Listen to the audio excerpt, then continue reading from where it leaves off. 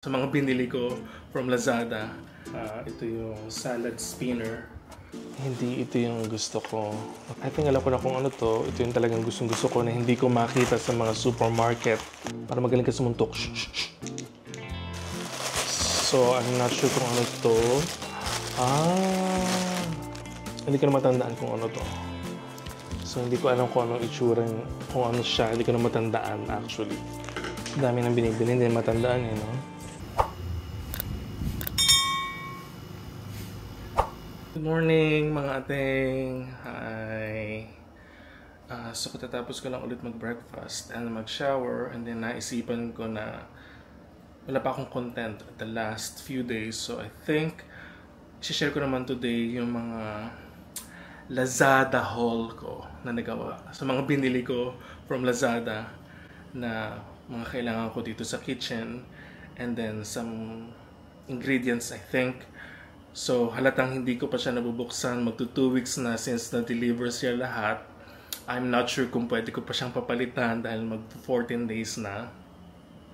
Lampas na siguro to sa return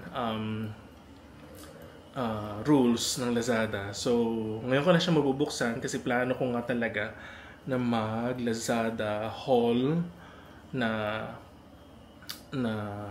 papakita ko sa inyo. Share ko lang naman yung mga nabili ko, and then yun, so tingnan nyo kung magugustuhan nyo rin. Hindi ko pa siya ma-review yung iba kasi I think yung iba yung mga gamit sa kitchen, and then titingnan natin kung anong mangyayari, kung anong itsura niya, siya ba talaga yung naka-display dun sa Lazada ad na nakita ko na for sale, and then titingnan ko kung may, hindi naman siya electronic devices. Mga gamit lang talaga siya for manual use sa kitchen. Yung iba.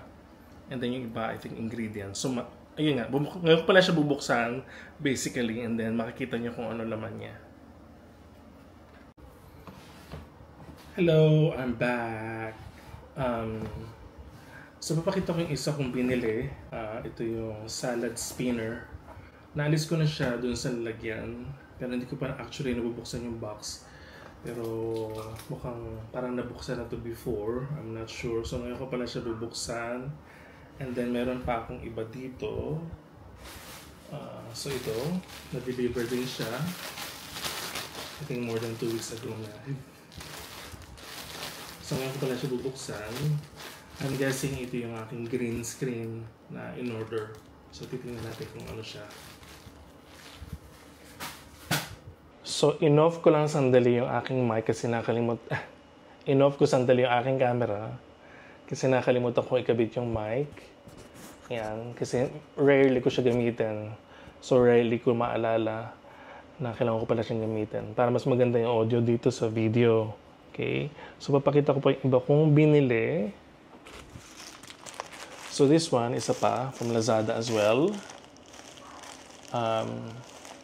I think this is ingredients na binili ko. Spicy. So, we'll see. Buksan natin maya-maya. And then, ito isa pa. So, I'm not sure kung ano to. May hula ako kung ano to. I think ito yung in-order ko na panlinis sa banyo. Hindi panglinis sa banyo. Tools panglinis sa banyo. We'll see. And then, ito isa pa. Hindi ko na matandaan kung ano to. Or kung ano tong in-order ko na to na ganito yung kanyang form. So, yan. So, Lazada. And then, ito isa pa. So, Lazada rin to. Ayan. So, hindi ko alam kung anong itsura, kung ano siya. Hindi ko na matandaan actually. So, malalaman natin. So, yan yung mga in-order ko sa Lazada. So, unahin natin itong salad spinner na binili ko. Na bukas na yung Lazada label niya. So, binili ko itong salad spinner kasi lately, nahihilig na or sinasanay na ng mga kasama ko dito sa bahay na kumain ng salad. And then, syempre, hugasan mo yung mga ingredients like cucumber, carrots, at saka yung lettuce. So, syempre, pag hinalo mo siya sa dressing, ayaw mo ng basang-basa or masyadong maraming tubig yung vegetables mo. So, kailangan mo ng spinner na kagaya nito para matanggal yung excess water. Hindi nyo naman ito kailangan kung medyo out of budget kayo. Pero kung lagi kayo nagsasalad and gusto nyo talaga na talagang tanggal yung tubig, excess water nung hinugasan nyo na gulay, kailangan nyo to, lalo na kung araw-araw kayo nagsasalad. So, buksan na natin siya. First time ko itong buksan. Okay, although bukas na yung box. Hindi ko alam kung kailan siya nabuksan. Ito yung laman niya. So, wala pa akong demo today kasi wala pa akong nabibiling gulay na gagawin naming vegetable salad. So, naka-indicate dun sa likod ng box kung ano yung paano siya gamitin, features, care and use. Sorry for the background noise. So, again, nakalagay doon sa likod ng box kung ano yung features niya, care and use, at saka warning. Nakalagay dito, durable plastic bowl basket, yun ang laman. Capacity is 4 liters, 4,000 milliliters. Non-slip pads, drainage holders, and lid lock. Yun. Okay, so maganda siya. I think, manual lang naman siya, hindi siya electric. So I think this is easy to use. Mayroong mga QR codes. I'm not sure para saan to, hindi ko pa nababasa. Scan to play. Play what? Okay. So ito yung salad spinner natin. Baba ko lang yung box and then tingnan ko yung actual na.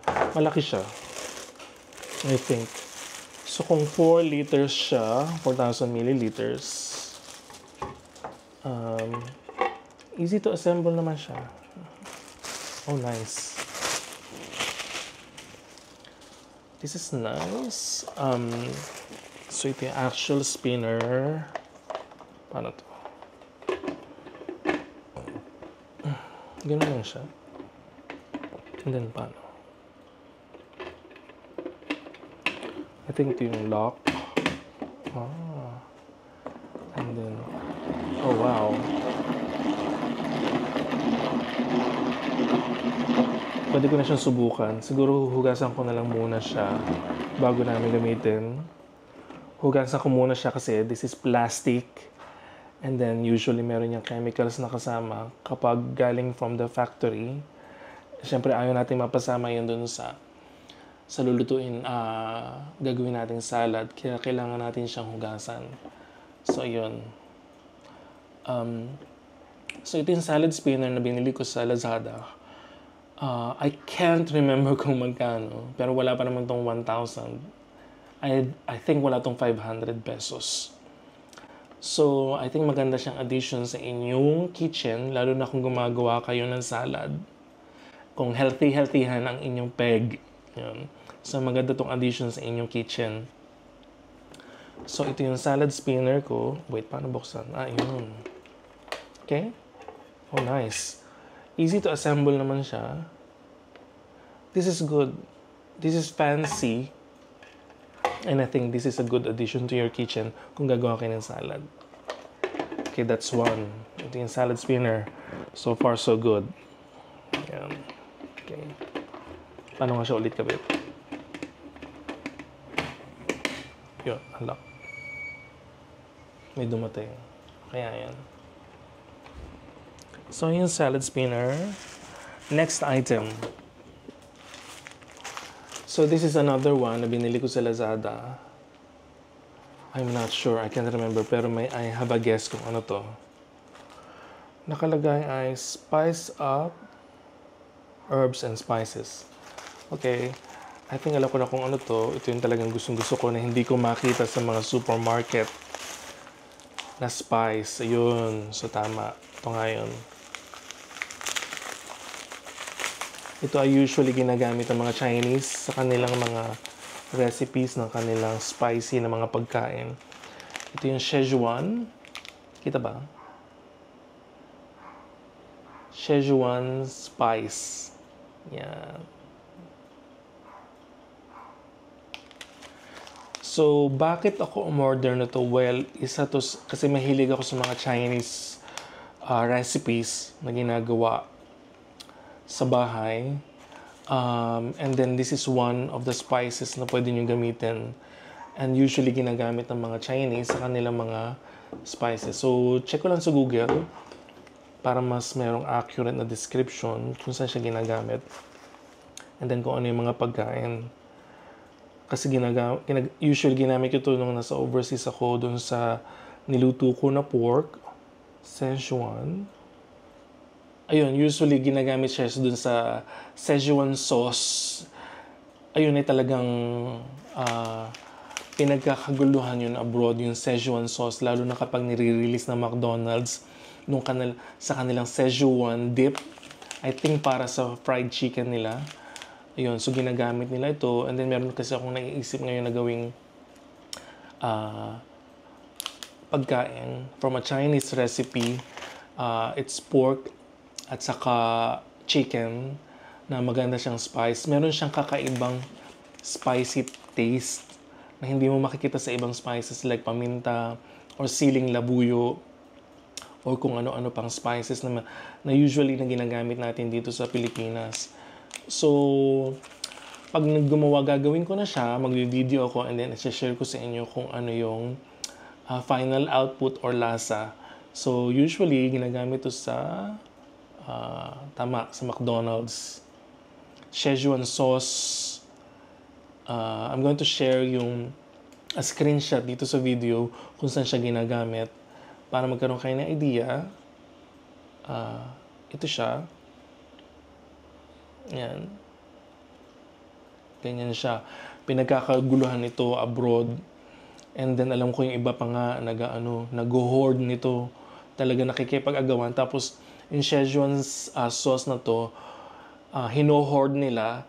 Tapos ibinibid pa nila to sa mga bidding websites kapag na-hoard na nila. Kasi this is hard to find at limited supply to. So, bumili ako ng Szechuan spice na to para ako na yung mismo gagawa ng Szechuan sauce. So, ayan. Ito yung isa sa mga binili ko sa Lazada. Next item. Ito, hindi ko matandaan kung ano. Hindi ko siya matandaan. So, tingnan natin. Buksan natin siya. So, tatabi ko yung mga plastic kasi nagre-recycle na kami dito sa lugar ng kapatid ko. Sirain natin itong bubble wrap. Okay.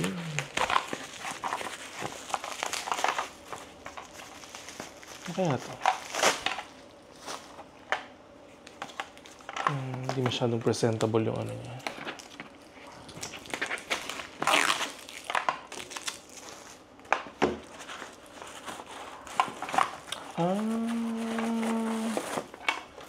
Okay, tanda ko na. Bumili ako nung tanggalin ko yung plastic. Bumili ako ng soap dispenser. Ayun. Hindi ito yung gusto ko. Soap dispenser. Ay. Kasi may screw.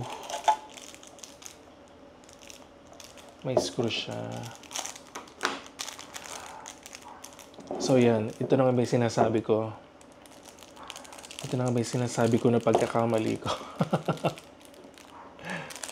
Kasi ang gusto ko talaga, yung dinidikit lang sa wall na soap dispenser.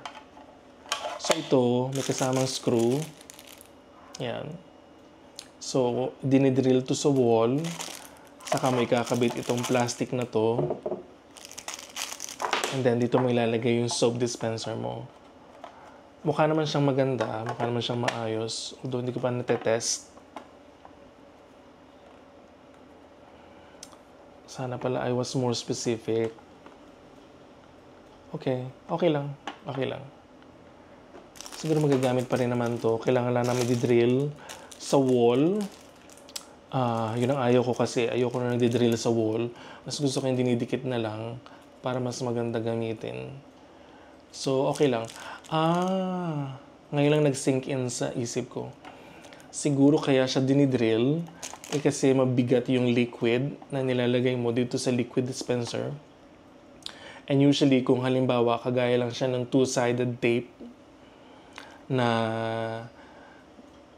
yung medyo effective na two-sided tape na nakikita ko sa mga wall-mounted na mga objects, I guess hindi siya kakayanin nito. So tama. I think tama nga lang siya na meron siyang screw para i-drill sa wall itong soap dispenser. So okay na rin siya. Ayan. So soap dispenser naman to na binili ko sa Lazada. I forgot how much. Hindi siya aabot ng 200 pesos. Ayan. So, pwede rin siyang hand sanitizer dispenser. I think. So, yan. So, ito yung ating pang ilang object. I think 1, 2, 3. Pangatlong object natin na binili sa Lazada. Soap dispenser. Yan po siya. Okay? Next. Ay! Baba natin.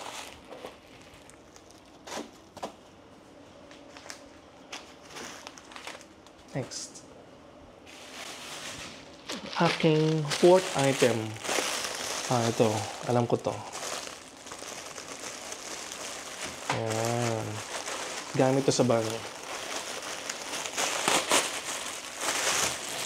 Okay. Ayan. Ayan, meron akong example ng sinasabi kong parang double-sided tape na pang wall mount para sa mga objects na kagaya nito. So, binili ko to sa Lazada kasi nag-bathroom ako sa isang restaurant and then nakita ko doon sa bathroom nila yung kagaya nito na panglinis, which is really nice and neat, and natuwa ako kaya bumili ako. Ayan. So, panglinis to sa banyo. So, hindi naman siguro limited sa banyo lang. Kasi pwede mo siyang gamitin kahit saan na pwede ka maglinis. Pero I think yung panglinis dito ay specific sa banyo.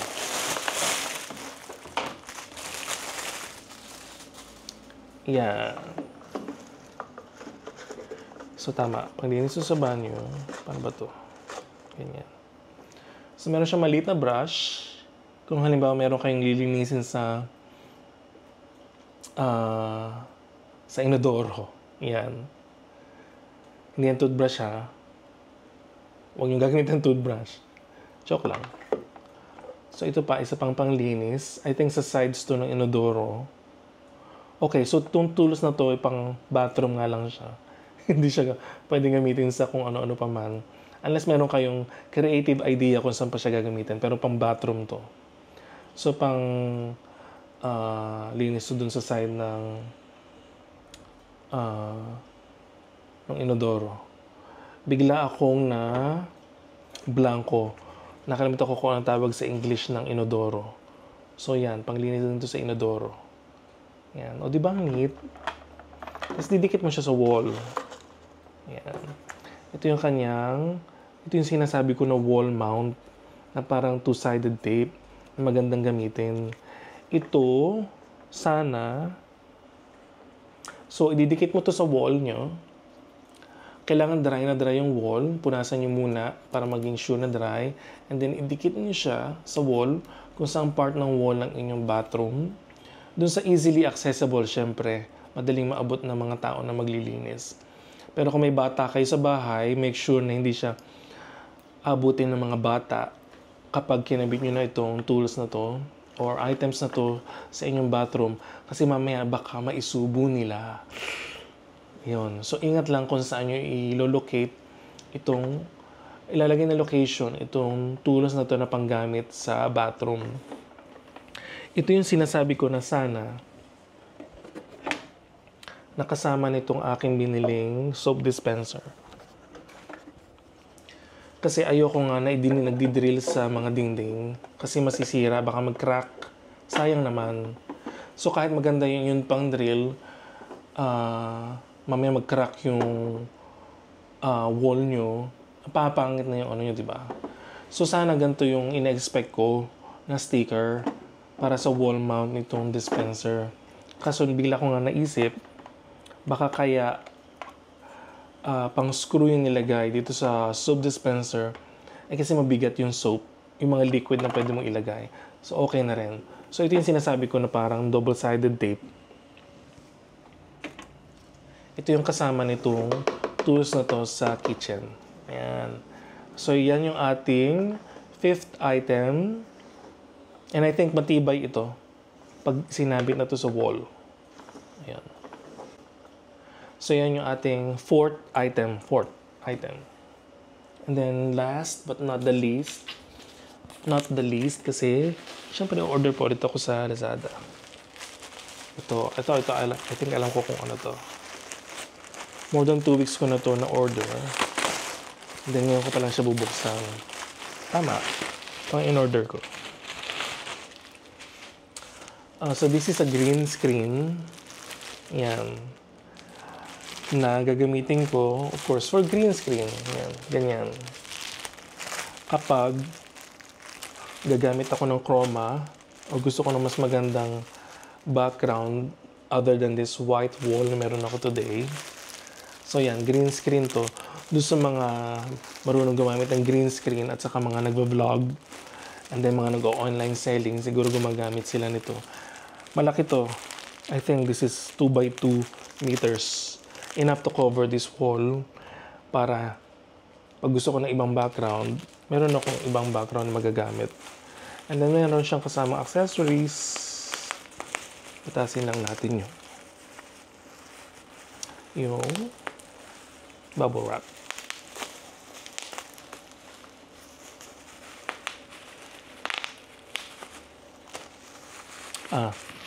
Accessory siya na pang clip.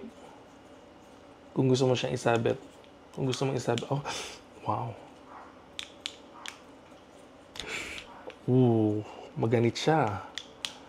Parang pang exercise ng wrist, ng kamay. Para magaling ka sumuntok. Yan. Ang ganit.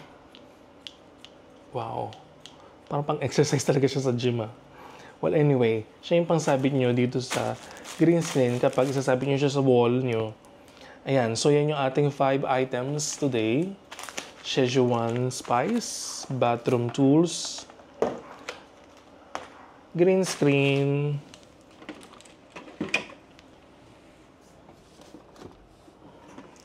ang ating salad spinner. May nakalimutan ako. May 5th item pa pala ako. So tabi muna natin to. So yung green screen ang 5th item. Ang ating 6th item from Lazada ay this one.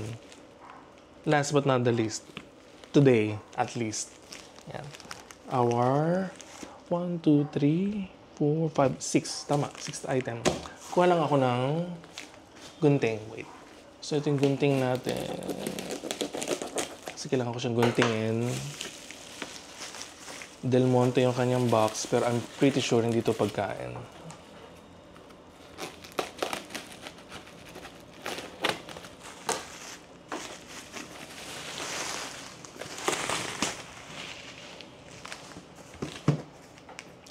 I can't remember kung ano to. Dami nang binibili, hindi matandaan no? Mas maayos man yung pagka-box niya kaysa dun sa isa.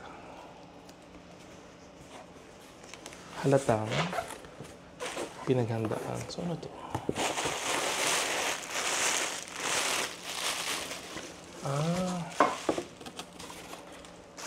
O diba, napadoble yung binili ko na ano.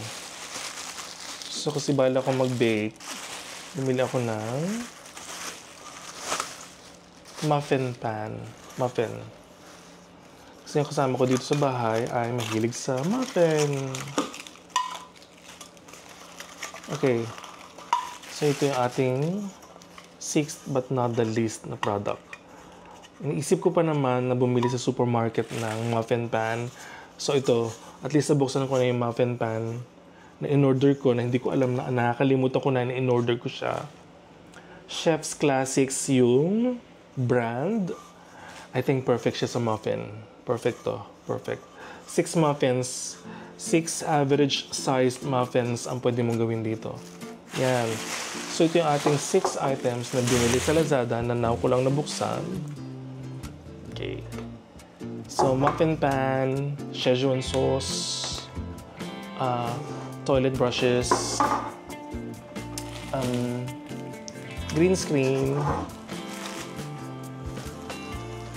and then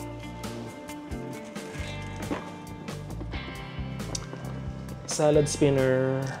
Yan.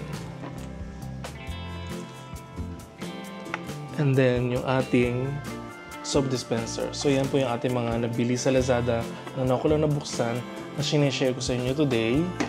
And then I hope that you enjoyed my unboxing, my haul, Lazada haul reveal today. And then sana na-encourage din kayong bumili. Mura lang to. I don't think meron dito mahigit 500 pesos. I don't think so. I think lahat to ay affordable natin na magagamit naman natin sa ating bahay. So yan lang po. And then paano siya gagamitin? Gagawa ko ng separate videos and then papakita ko ulit sa inyo and isi-share. So yan lang po for today. If you like this video, please press the like button. If you don't like it, then press the dislike button. And then if you have comments or suggestions or violent reactions or requests, just put it in the comment section. And then please don't forget to subscribe. Thank you very much and I hope you guys enjoyed this. See you mga ating. Bye!